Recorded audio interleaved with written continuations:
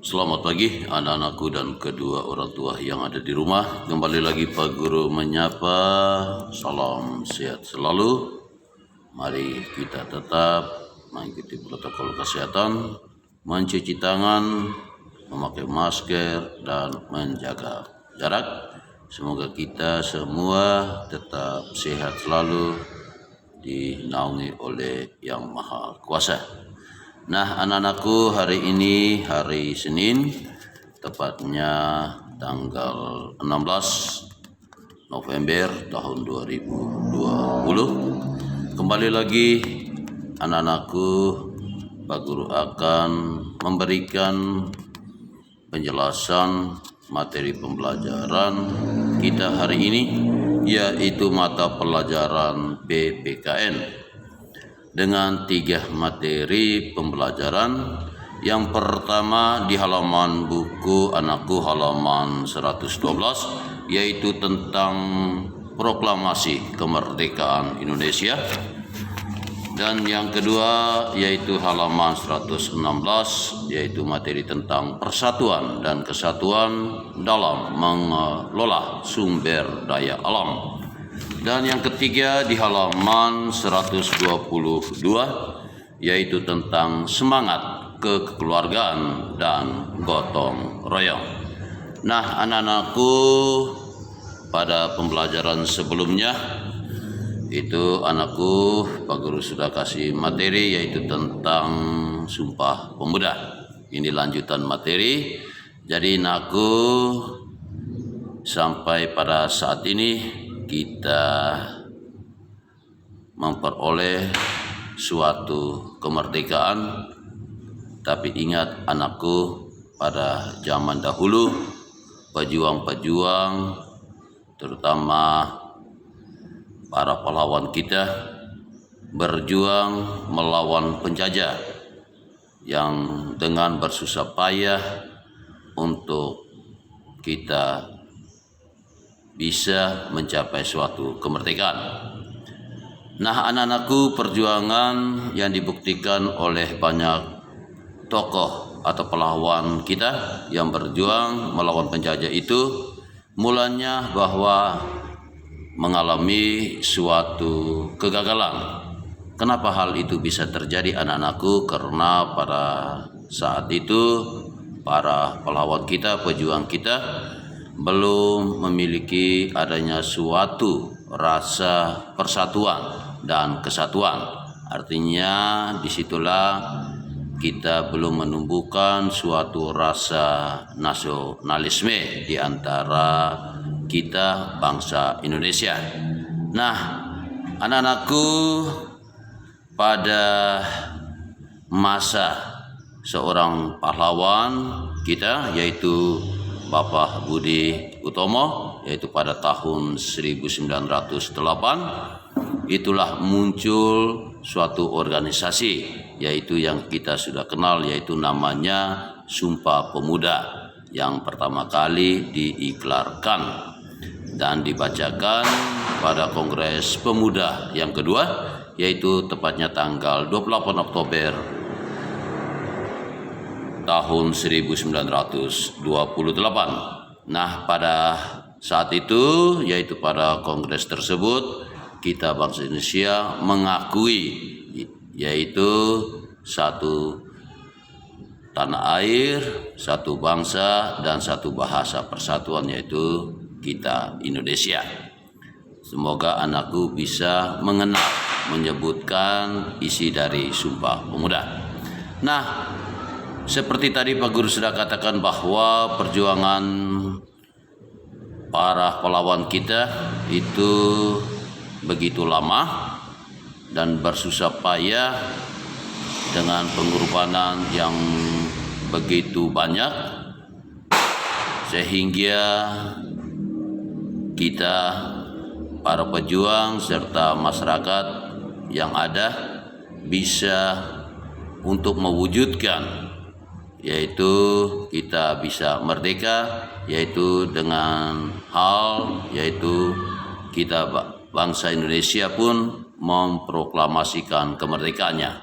Nah, anak-anakku, proklamasi kemerdekaan Indonesia itu dibacakan pada hari Jumat tanggal 17 Agustus tahun 1945 pukul 10 waktu Indonesia Barat. Sehingga kalau kita sesuaikan dengan kita di waktu Indonesia Timur di Papua berarti kita jam 12.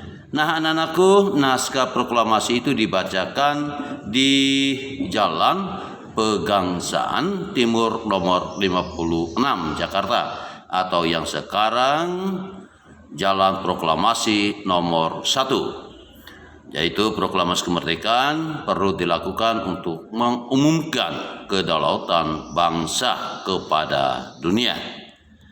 Nah, proklamasi kemerdekaan itu juga berhasil dibacakan atas kerjasama berbagai pihak, yaitu para pemuda dan masyarakat Indonesia. Pertamanya yaitu mempersiapkan proklamasi kemerdekaan, yaitu dengan semangat persatuan dan kesatuan. Karena anak-anakku, karena rasa nasionalisme itu sudah kita tanamkan. Nah, anak-anakku, isi proklamasi itu merupakan hasil diskusi dari Bapak Soekarno, Muhammad Hatta, dan Ahmad Subarjo. Soekarno kemudian menuliskan naskah proklamasi, sedangkan Muhammad Hatta dan Ahmad Subarjo yang menyumbangkan ide secara lisan. Setelah itu naskah selesai dibuat, Bapak Y.R. Soekarno meminta untuk Ibu Sayuti Melik mengetik naskah tersebut dengan ditemani Beni Mordani dia. Penyusunan naskah proklamasi tersebut dilakukan di rumah Laksamana Maeda, seorang perwira tinggi Angkatan Laut Kekaisaran Jepang yang bersimpati dengan perjuangan bangsa Indonesia. Nah, anak-anakku ketahui juga bahwa naskah proklamasi itu ditandatangani oleh Bapak Soekarno dan Muhammad Hatta atas nama bangsa Indonesia. Sehingga nanti anakku bisa baca, diingatkan, dan harus mengenal apa isi dari proklamasi. Pak Guru bisa membacakan sehingga nanti anakku bisa untuk mempelajari lagi. Proklamasi kami bangsa Indonesia dengan ini menyatakan kemerdekaan Indonesia. Hal-hal yang mengenai pemindahan kekuasaan dan lain-lain diselenggarakan dengan cara saksama dan dalam tempo yang sesingkat-singkatnya. Jakarta, tanggal 17 bulan 8 tahun 1945, atas nama bangsa Indonesia, Soekarno dan Hatta. Itulah anak-anakku yang Pak Guru kasih penjabaran materi kita. Yang pertama yaitu tentang proklamasi kemerdekaan Indonesia. Yang kedua yaitu menyangkut di halaman 116 yaitu tentang persatuan dan kesatuan dalam mengolah sumber daya alam. Nah, anak-anakku, kita tahu bahwa kita bangsa Indonesia ini terdiri atas ribuan pulau yang ada. Jadi pulau-pulau yang ada ini, nah itulah adalah sebuah kesatuan, yaitu dari Kesatuan Republik Indonesia. Pasti di dalamnya memiliki sumber daya alam yang berbeda dari antara satu pulau dengan pulau yang lain. Setiap wilayah pun anak-anakku pasti dapat menghasilkan sumber daya alam yang beragam. Misalnya kalau wilayah yang dekat laut menghasilkan pasti yang pertama itu adalah garam dan sumber daya laut. Sedangkan wilayah dataran tinggi pasti akan menghasilkan hasil perkebunan seperti teh, kopi, dan lain-lain sebagainya. Nah, anak-anakku, sumber daya alam di seluruh Indonesia itu tersebut. Yang pertama itu adalah tugas kita, kewajiban kita itu harus kita kelola, menjaga, melestarikannya dengan semangat persatuan dan kesatuan. Disitulah artinya bahwa kita harus memelihara hutan ataupun hasil-hasil bumi yang ada itu dengan kerja sama. Apabila setiap kita masyarakat itu hidupnya bersatu untuk mengelola sumber daya alam yang ada, maka pasti kita semua sebagai warga, yang pertama adalah kita akan mendapatkan kesejahteraan bersama terhadap sumber daya yang ada yang kita nikmati. Nah, anak-anakku, berikut ini adalah salah satu wujud persatuan dan kesatuan dalam mengolah sumber daya alam adalah yang Pak Guru katakan tadi adalah bentuk kerjasama. Kerjasama itu adalah hal suatu yang paling penting dalam segala hal, sehingga pasti dengan kerjasama itu seperti tadi Pak Guru sudah katakan bahwa akan mendapatkan kesejahteraan yang akan kita nikmati. Sehingga anak-anakku, walaupun kita itu setiap pulau daerah memiliki keberagaman, perbedaan, tapi anak-anakku, kita harus dapat bekerja sama terhadap sumber daya alam yang ada. Misalnya anak-anakku, kita kenal di Pulau Madura memiliki sumber daya alam garam yang begitu melimpah atau banyak.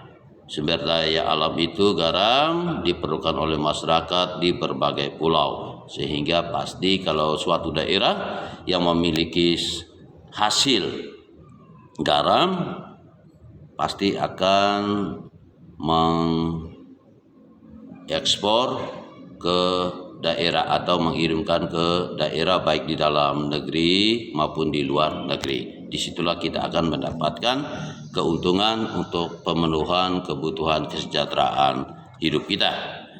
Dan juga anak-anakku, contoh yang lain adalah di Pulau Kalimantan, yaitu masyarakat yang ada bekerja sama dalam pemenuhan yang mana jumlahnya penduduk begitu banyak, tapi mereka tetap untuk meningkatkan yang namanya kerja sama. Nah, itu yang Pak Guru sampaikan bahwa intinya semangat persatuan dan kesatuan itu yang pertama adalah kerjasama, pasti kita akan mendapatkan manfaat, sehingga manfaat daripada persatuan kesatuan dalam mengelola sumber daya alam yaitu kita bisa dapat hidup sejahtera, kita bisa menikmati apa yang kita peroleh, apa yang dihasilkan atau yang diberikan alam kepada kita. Dan kita pun punya tugas, kewajiban kita menjaga, melestarikan itu jangan sampai punah atau hilang. Dan materi yang ketiga yaitu pada halaman 122 yaitu tentang semangat kekeluargaan dan gotong royong.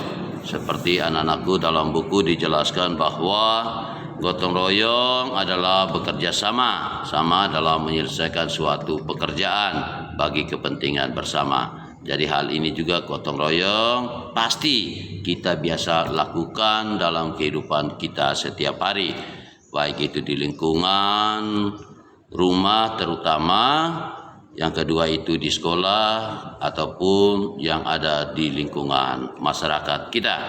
Sehingga intinya bahwa sikap kegotong royongan itu harus mampu kita terapkan dalam kehidupan kita, sehingga pasti akan persatuan dan kesatuan dalam kehidupan kita setiap hari, baik antar dalam keluarga, bapak mama, anak-anak, maupun di sekolah, bapak ibu guru, orang tua murid, maupun yang ada di masyarakat, antar satu warga dengan warga yang lain, pasti kita akan menerima, yaitu pasti kita akan hidup yang harmonis, atau istilahnya bahwa kita akan hidup yang rukun.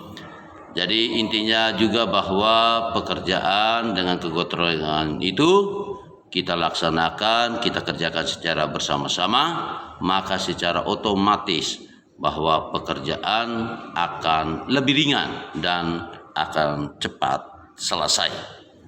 Nah, gotong royong itu juga anak-anakku menjadi suatu ciri khas kita bangsa Indonesia itu dari dulu. Artinya bahwa dari kita punya pejuang-pejuang kemerdekaan, mereka seperti yang Pak Guru katakan tadi pada materi pertama, itu adalah suatu perjuangan kerjasama. Kerjasama artinya itu gotong royong untuk melawan penjajah. Hal itu juga bisa terwujud dalam hidup kekeluargaan kita. Baik seperti tadi Pak Guru sudah katakan bahwa di lingkungan sekolah, di rumah, dan di masyarakat.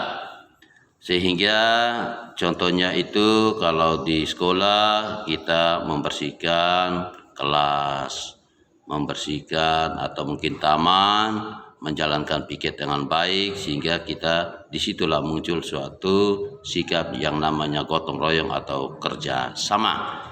Dan contoh yang di rumah yaitu kita membersihkan rumah, mungkin kita bisa menentukan, membuat jadwal yang tepat harinya, baru kita bisa melibatkan kita anggota dalam keluarga, sehingga contoh mungkin hari Sabtu sore mungkin seorang bapak kepala keluarga bisa berunding menentukan, menyampaikan bahwa untuk kita bulan ini mungkin minggu pertama atau Sabtu yang kedua atau tiga kita akan kerjasama. Itu contoh-contoh hal yang biasa kita lakukan dalam hidup kita.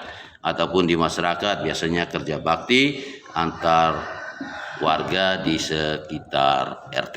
Itu biasa kita lakukan dalam kehidupan kita.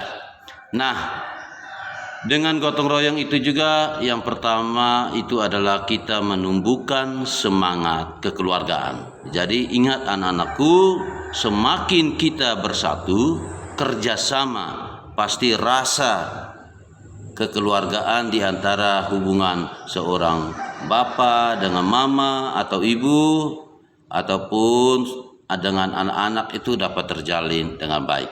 Bila mana hal ini kita jalankan dengan baik dalam keluarga kita, keharmonisan, hidup, kerjasama, pasti dimanapun tempat. Seperti dua lingkungan yang kita biasa terapkan, yaitu di masyarakat dan sekolah itu, pasti kita intinya bahwa kita pernah lakukan di rumah, sehingga keluarnya itu kita tidak rasa ragu atau kaget atau menjadi hal yang baru yang harus kita kerjakan karena sudah terbiasa dari rumah.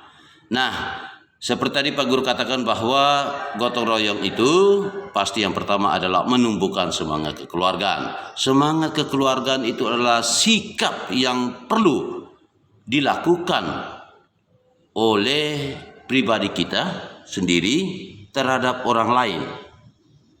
Jadi biasa hal ini orang mengatakan bahwa Pas Dev orangnya begini karena dari rumahnya begini. Nah, itu biasa orang-orang tua kita biasa mengajarkan atau membina, mendidik kita seperti ini.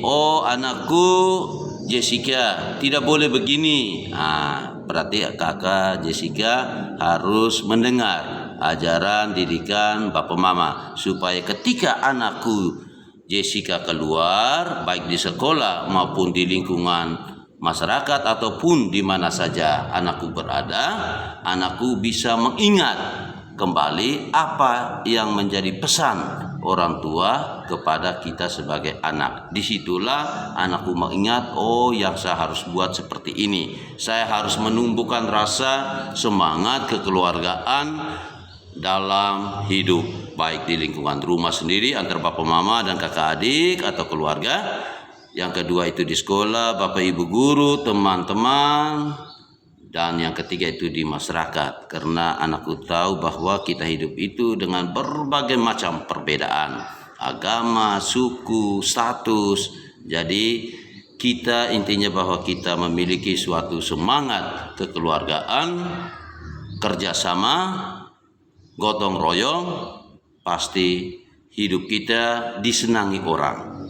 Kita ditegur, kita dihargai, kita disapai, kita disayangi oleh orang lain seperti keluarga kita sendiri. Nah, anak-anakku, pada dasarnya juga bahwa manfaat semangat kekeluargaan itu adalah untuk meningkatkan persatuan dan kesatuan. Untuk apa, anakku? Inti daripada persatuan dan kesatuan itu adalah untuk mencegah supaya tidak ada perpecahan. Tidak ada yang namanya jurang-jurang. Oh, ini si kaya, si miskin, ini ada yang mampu, ini ada yang tidak mampu. Disitulah, anakku, supaya letak kebersamaan dalam hidup kita, semangat kita saling mengenal satu sama yang lain.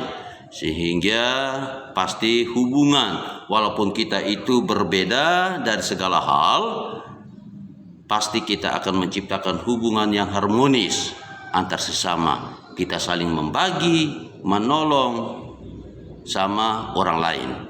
Ataupun contohnya kalau di sekolah, oh teman saya Alfa, oh dia contohnya dia selalu mengganggu teman, baru nanti anakku Fania, dia datang kasih tahu, temanku Alfa tidak boleh begitu. Ingat, kalau tidak salah waktu dulu saya pernah dengar bahwa Bapak Mama Alfa bilang di sekolah kita harus hidup dengan teman itu harus baik, harus cerita yang sopan, tidak boleh mengganggu teman. Itulah letak supaya kita rasa hidup teman di antara kelas itu juga harus kita jalankan dengan baik. Nah, anak-anakku,